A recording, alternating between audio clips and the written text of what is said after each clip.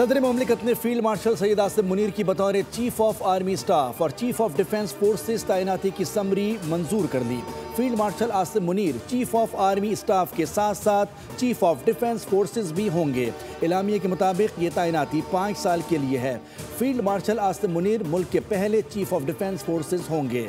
सदर मुमलिकत ने chief of air staff air chief marshal Zaheer Ahmed Babar Sidhu की मुद्दत मुलाजमत में भी 2 साल की तोसी की मंजूरी दे दी। तोसी का इतलाक उनकी मौजूदा 5 साल मुद्दत मुलाजमत के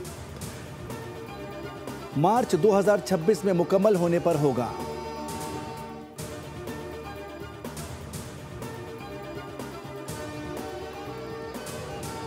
सब ठीक है, आप सबके सामने हैं, चीज़ें बेहतरी की तरफ जा रही हैं। फील्ड मार्शल आसिम मुनीर की ऐवान सदर में सहाफ़ियों से गैर रस्मी बातचीत, कहा कि पाकिस्तान यहाँ से अब ऊंची उड़ान की तरफ जाएगा।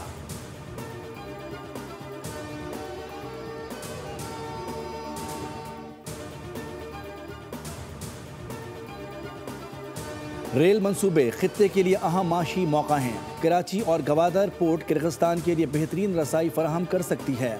वज़ीर आज़म शहबाज शरीफ का पाकिस्तान और किर्गिस्तान मुश्तरका बिजनेस फोरम से खिताब, कहा कि पाकिस्तान के 8500 तलबा को किर्गिस्तान में मेडिकल की तालीम हासिल कर रहे हैं। दो तरफा तजारती हुजम $20 करोड़ तक बढ़ाने पर इत्तेफाक किया है। पाकिस्तान किर्गिस्तान सकाफती प्रोग्राम जल्द दोनों मुल्कों में होंगे।